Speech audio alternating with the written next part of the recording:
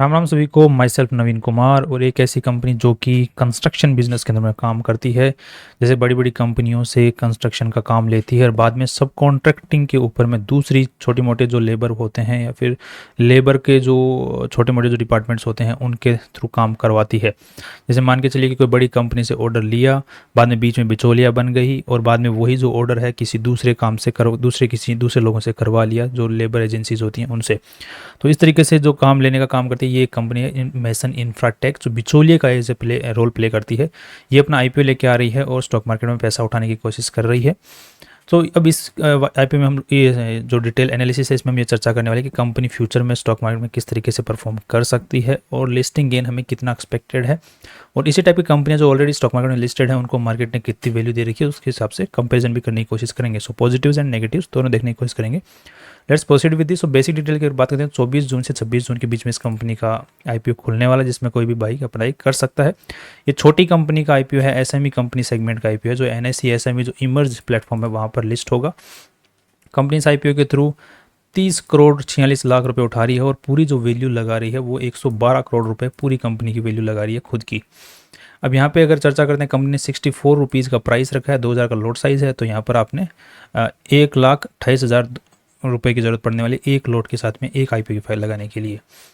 अब यहाँ पे कंपनी क्या करती है वो हम ऑलरेडी चर्चा कर चुके हैं। यूजुअली ये कंपनी जो है मुंबई मेट्रोपॉलिटन जो एरिया है वहाँ पर ऑपरेट करती है और यहाँ पर काफ़ी अच्छे खासे तरीके से कंपनी ग्रो कर रही है। इसका अगर रेवेन्यू स्ट्रक्चर को हम लोग देखते हैं यहाँ पे नीचे की तरफ में, तो रेवेन्यू स्ट्रक्चर काफ़ी अच्छे से ग्रो कर रहा है।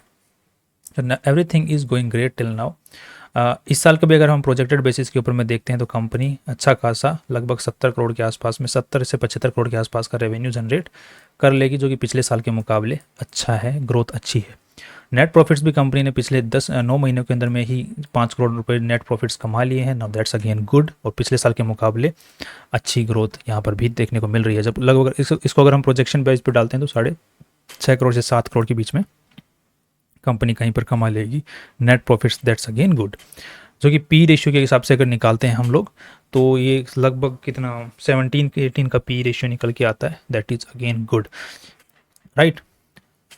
अब अगर हम अब देख लेते हैं कंपनी पैसे उठाना क्यों चाह रही है, तो उसके पीछे कंपनी ने कोई खास रीज़न यहाँ पर बताया नहीं है। वर्किंग कैपिटल रिक्वायरमेंट है कि कंपनी के ऊपर में जो काम बहुत मिल रखा है और जो पैसा जो है वो अभी अटका हुआ है, क्योंकि कंस्ट्रक्शन बिजनेस के अंदर में यही होता है कि यूजुअली पैसा जो होता है इंस्टॉलमेंट्स में आता है, कई बार प्रोजेक्ट पूरा होने के बाद में आता है।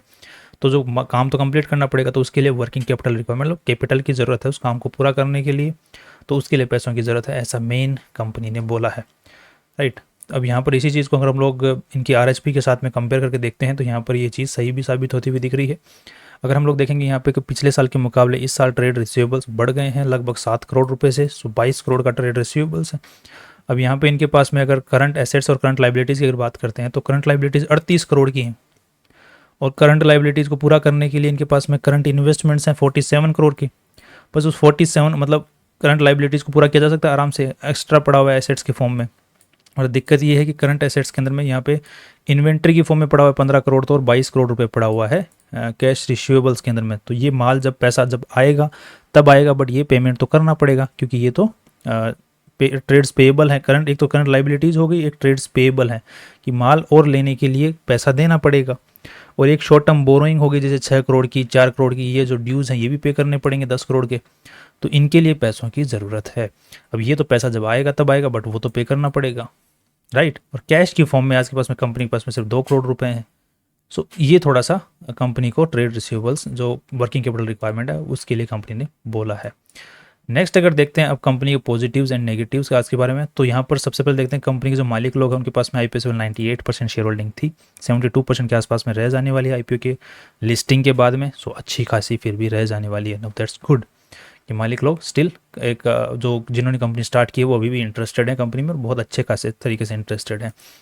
नेक्स्ट अगर देखते हैं आज के दिन कंपनी के जो पॉजिटिव्स एंड नेगेटिव्स को देखते हैं, तो कंपनी के ऊपर में ऐसी जब कंपनियां होती हैं जो कि बिल्डिंग से रिलेटेड काम करती हैं उनके ऊपर लिटिगेशंस यूजुअली बहुत ज़्यादा होते हैं, राइट। केस बेस अच्छे खासे चल रहे होते हैं। तो इस कंपनी के ऊपर हम लोग देखते हैं तो कंपनी पे भी कुछ खास केसेस नहीं चल रहे हैं। यूजुअली टैक्स से रिलेटेड 2-3 केसेस चल रहे हैं यहाँ पर जो कि कंपनी के खिलाफ, और कंपनी के जो प्रमोटर जो लोग हैं उनके ऊपर भी कुछ खास केसेस वगैरह यहाँ पर नहीं चल रहे हैं। So that's good, right. तो ये मुझे काफ़ी अच्छी चीज़ लगी कंपनी के बारे में। मैनेजमेंट को अच्छे से मेरे को लग रहा है मैनेजमेंट अच्छा है कंपनी का, company is going great till now. अब नेक्स्ट देखते हैं कंपनी के बारे में और पॉजिटिव्स एंड नेगेटिव्स। एक सेकेंड, ओके। सो अब आज के दिन में कंपनी किस तरीके से यूजुअली काम है वो किस तरीके से लेती है, तो उसकी अगर चर्चा कर लेते हैं तो कंपनी सबसे पहले जिसको भी काम करवाना है उसके बीच में उन कंपनी के जो इस कंपनी के मैनेजमेंट और सामने वाले जिसको काम करवाना है उसकी कंपनी के बीच में मैनेजमेंट के बीच में मीटिंग होती है। प्रोजेक्ट की फिजिबिलिटी चेक की जाती है कि करने लायक है कि नहीं है।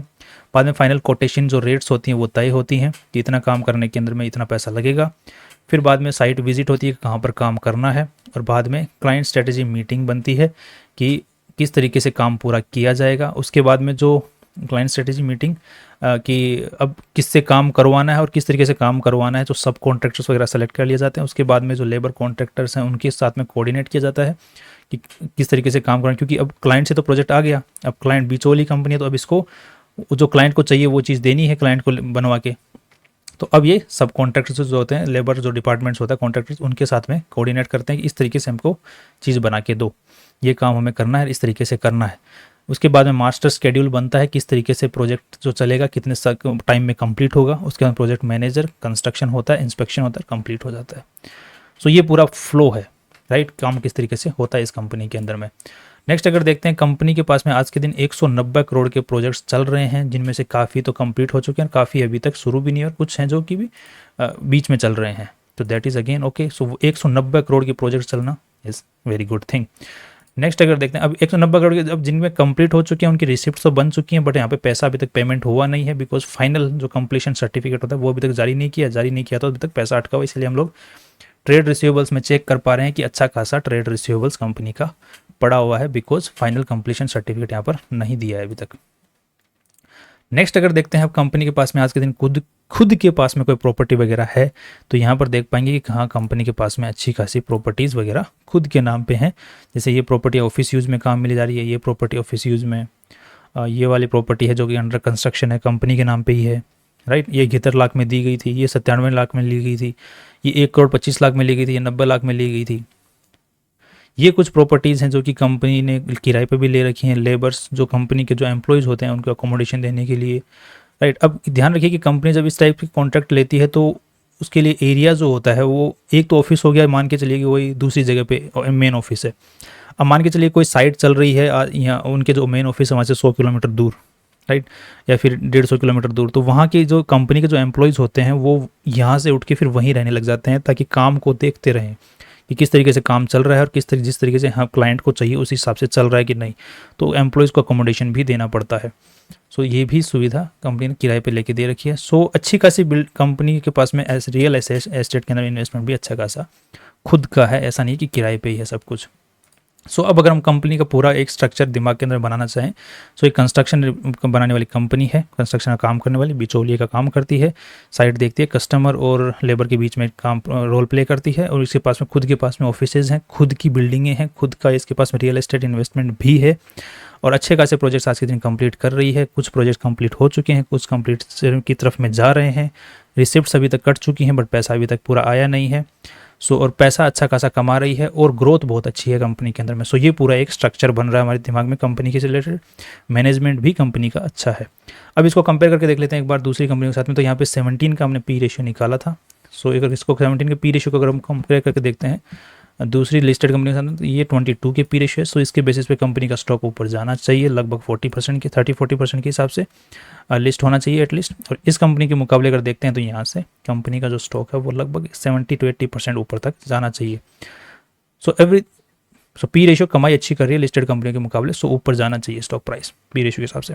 पी बी रेशियो की अगर बात करते हैं तो यहाँ पे 15 का आज के दिन इनके पास में नेटवर्थ है, 15 करोड़ का, और लगभग 30 करोड़ रुपीज़ और उठा रहे हैं। सो 45 के हिसाब से देखा जाए तो 2.2 का पी बी रेशियो निकल के आता है।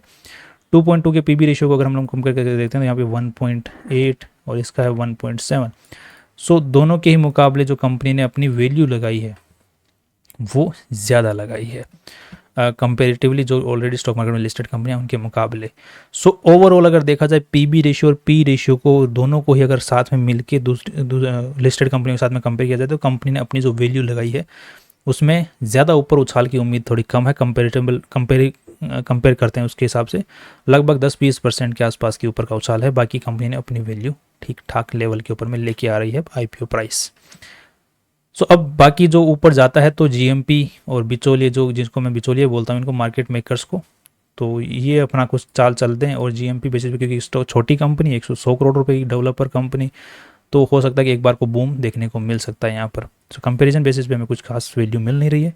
और बाकी जीएमपी अगर 80% से ऊपर रहता है तो अच्छी है। बाकी लॉन्ग टर्म में मुझे भी कंपनी ठीक ठाक लग रही है अभी तक के डेटा के हिसाब से। इस प्राइस के हिसाब से लॉन्ग टर्म के लिए उठाना मेरे को ठीक लग रहा है। 1% सिर्फ टोटल कैपिटल जो स्टॉक मार्केट में इन्वेस्टेड है सिर्फ 1% ही इन्वेस्टमेंट किया जा सकता है इस प्राइस पर। लिस्टिंग के बाद में किस प्राइस पे लिस्ट होता है, कहाँ तक जाता है, वो बाद की बात है, इस प्राइस की बात कर रहा हूँ। Let's all from my side, and कल फिर मिलते हैं एक नई इंपॉर्टेंट वीडियो के साथ में। सी यू टुमारो।